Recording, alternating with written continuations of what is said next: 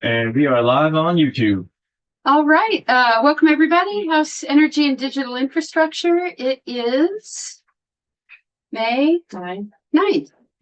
And we are here with Ledge Council to walk through and discuss and take a straw poll on S50, which is our solar bill.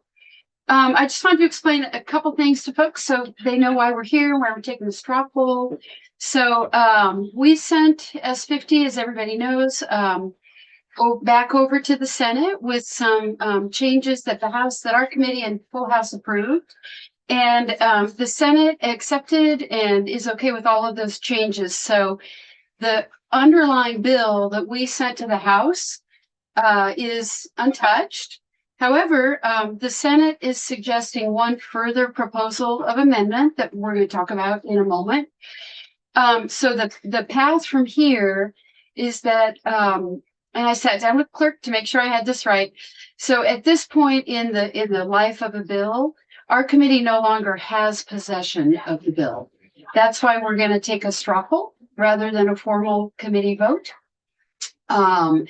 And it is also why you'll see that it has gone straight to the notice calendar. So it's on the notice calendar already. And Monday is a token session. So I said in my email to everybody, and I got it wrong. It was just a typo. I said we're voting Monday. We're voting Tuesday. So on Tuesday, this will be on the floor. If the House votes to concur with the Senate, with the Senate's further proposal of amendment, the bill is done and it goes straight off to the governor. If the House votes not to concur with the Senate, well, then the bill faces a more uncertain path. So, is that good? Okay, so we'll have Ellen walk us through the bill, and we've got all the folks I think that we might need to hear from, or that folks might have questions for in the room. And Ellen, over to you.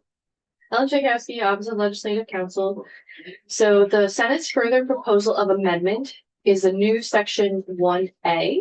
So you have it on just a single piece of paper. It's just 2 sentences, and it relates to one of the topics that you had worked on in your bill. So it's about the net metering recs and the ownership. So the Public Utility Commission shall allow a customer who owns a net metering system that was commissioned between January 1, 2023 and July 1, 2025 to change the customer's decision to retain the attributes once. Those are the recs. The customer shall be allowed to transfer the attributes to the utility by submitting a request to the PUC by September 2nd, 2025. So this is creating a 60-day window for people who owned net metering, who got their net metering systems between January 1, 2023 and July 1, 2025 to, if they need to change their decision to keep their recs, they have one opportunity. This is kind of like an amnesty period for people who are already got their net metering systems up and running, because your change in the law that lets people change their decision once is prospective. It's only looking forward. So it's for new systems only. And so the ability to change would not be extended to those people who already have the systems. For example, the constituents who had reached out about this issue. So this is making a one-time 60-day period where these people are allowed to request to make the change from the PUC. And one thing I wanted to make sure folks understand is something I clarified for myself yesterday. It's only to the utilities. So it can only, if you discover a mistake, we're not allowing people to say, oh, I gave the utility my rec and I meant to keep it. We're saying only, gosh, I meant to give the utility my rec and I would like to do that. Yeah. Okay. Questions, discussion? Yeah. I have 2 questions. How many people does this affect? Sorry, go ahead. The Senator Perchlik, who had brought this forward, is aware of 2 of his constituents who had specifically raised this issue, and you got a letter from one of them. Yeah, I'm talking statewide though. So that this issue had come up last year, before the legislature as well, and I believe it was 2 customers last year as well. And so I don't know if there are other people who would fall into this. But the 2 people who have raised the issue with their senator fall into this window. So only 2. That Senator Perchlik was aware of. Does PUC have any further information for us on that? Yeah, that's why Greg is here. Greg, for the record? Yeah, for the record, I'm Greg Faber, I work at PUC. We're only aware of the one customer. Senator Perchlik says there's another. I don't doubt that. We would only be aware of it if someone comes to us. It is quite possible that there are people out there in this very small window that made a mistake and chose not to come to us because our policy is to say, well, that's an irrevocable decision. So we're only aware of one. So if there's 2, that's probably it.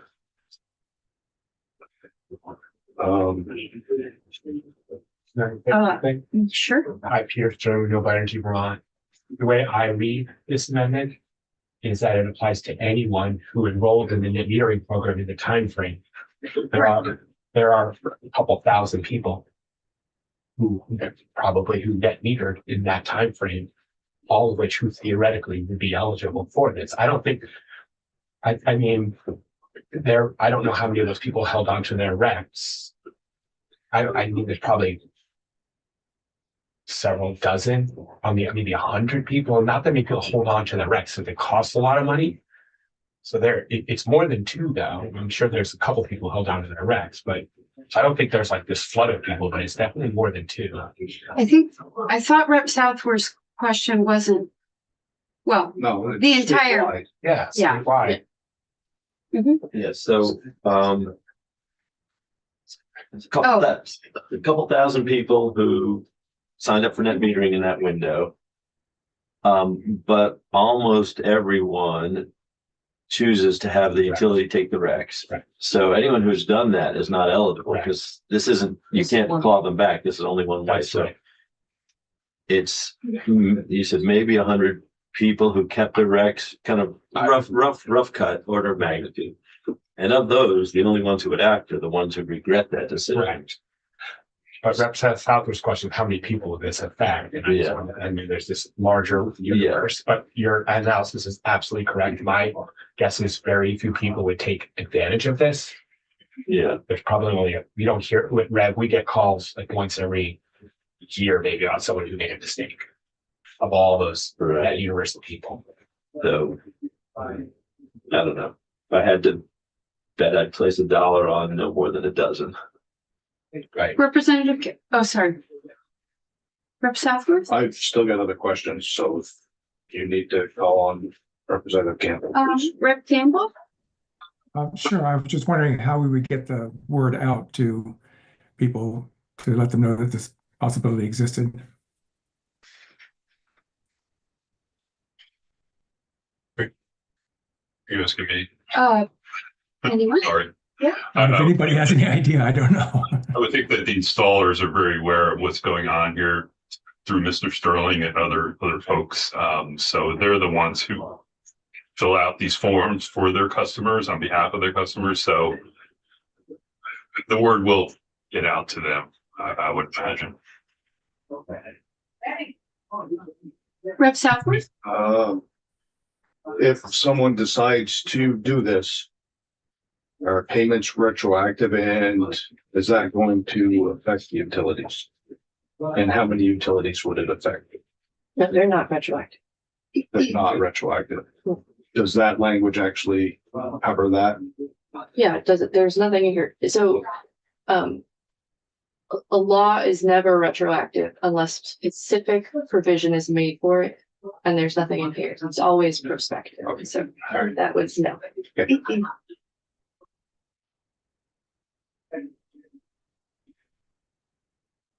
Rep Bailey? So if the benefit, I just want to make sure ratepayers aren't picking up any of this slack.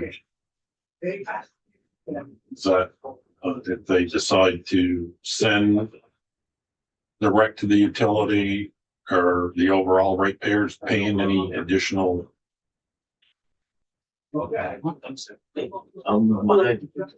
Yeah. Sure, Rep. Kleppner, and then, yeah, Yeah, so my sense would be that the utilities give you a lower rate, but you give them the recs because they can sell those recs. So they would give, like, if someone gave up their recs, they would give that ratepayer the lower rate because they now have the recs to sell. So it's at least a wash. Then people who know the industry, please correct me if I'm wrong. My sense is it shouldn't hit other ratepayers at all. Representative So Southworth. just to kind of follow up on that, if my understanding is net metering power is one of the most expensive powers there are.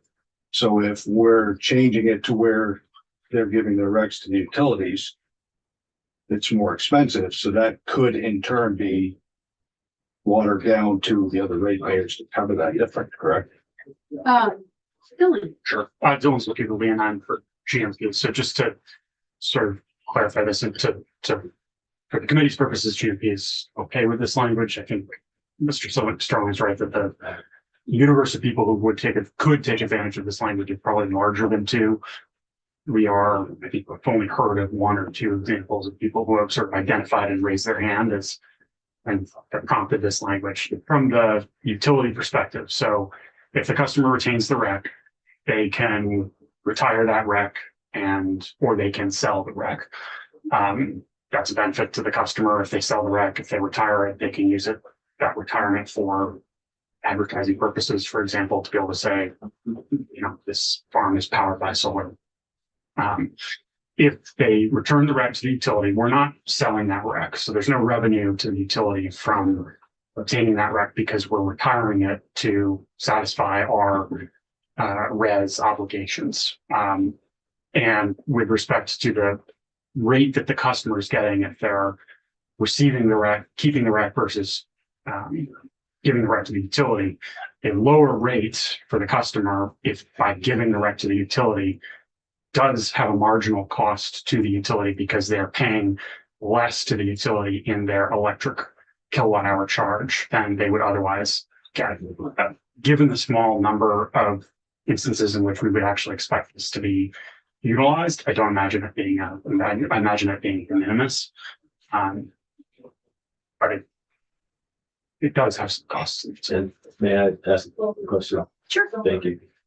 But it is also true that if the utility didn't receive that rec, they would need to do something else to meet their res requirements. Yes, we would, in all likelihood, need to go and sign an EPA with one of Mr. Sterling's members. Yeah. And part of that arrangement would be that the utility retains the recs. That might be a lower cost than the metering. So, well, thank you for correcting my misunderstanding and thank you for that clarification. Yeah, Representative Hedi. Yes, I had a constituent reach out to me on behalf of a customer on a neighboring district. So increase that count by one, please. And I also had a misunderstanding. I was quoted net metering 2.5. This rec transfer has existed in the negative back to first started in the small generation that we're talking about started in October 1st, 2021. So I want to correct the record for previous mistakes. Yeah, in the current iteration, but just and I know folks know this, but just a reminder of the narrow addition that this makes to the bill. So that ability.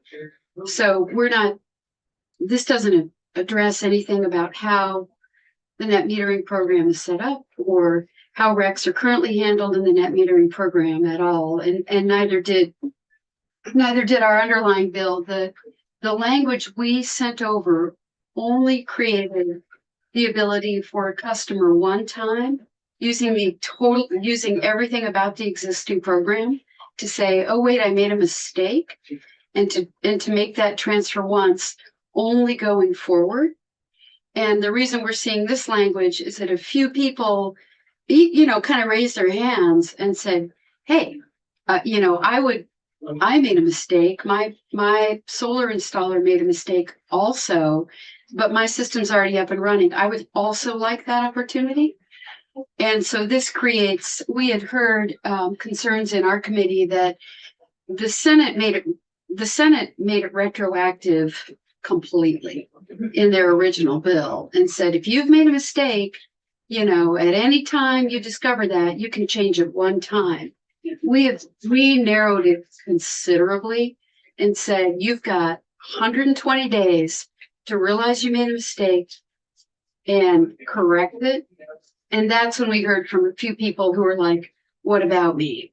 And so what the Senate is trying to do, and I'm having heard that GMP and the PUC and the solar installers are all okay with this, I am fine with saying, in addition to allowing folks to do this going forward, we're going to allow a little bit of a look back here and open this opportunity up to people whose system came online in the last 2 years. You can do it once and then that window closes.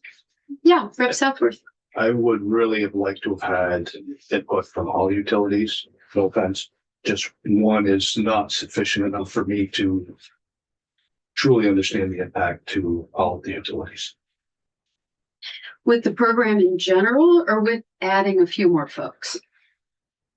To where they stand on this. And then Dylan? Dylan's hand go. Sure.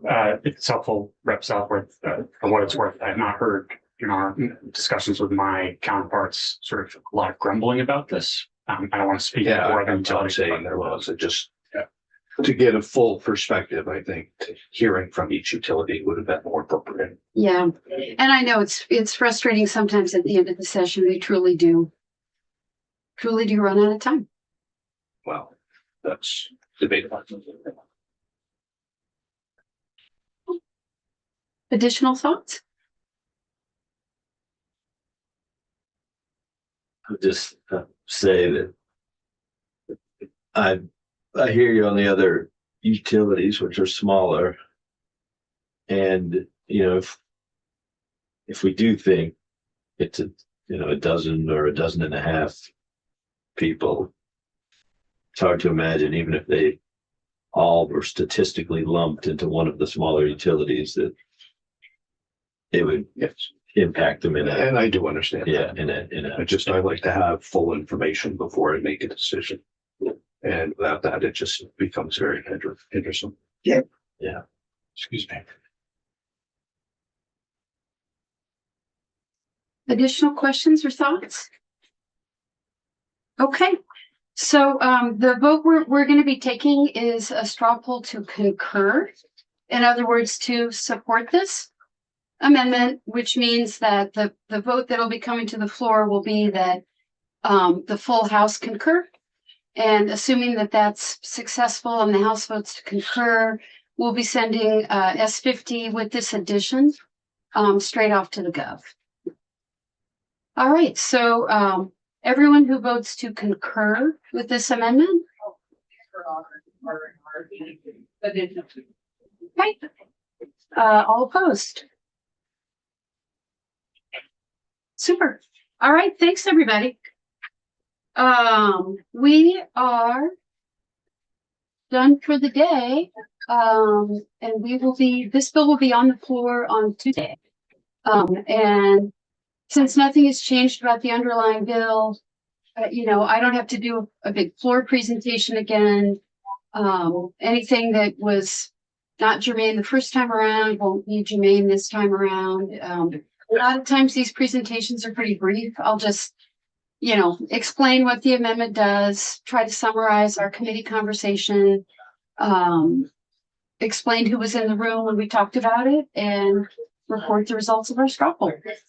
And then we'll vote. All right, Jack, we can go off live. Thanks, everybody.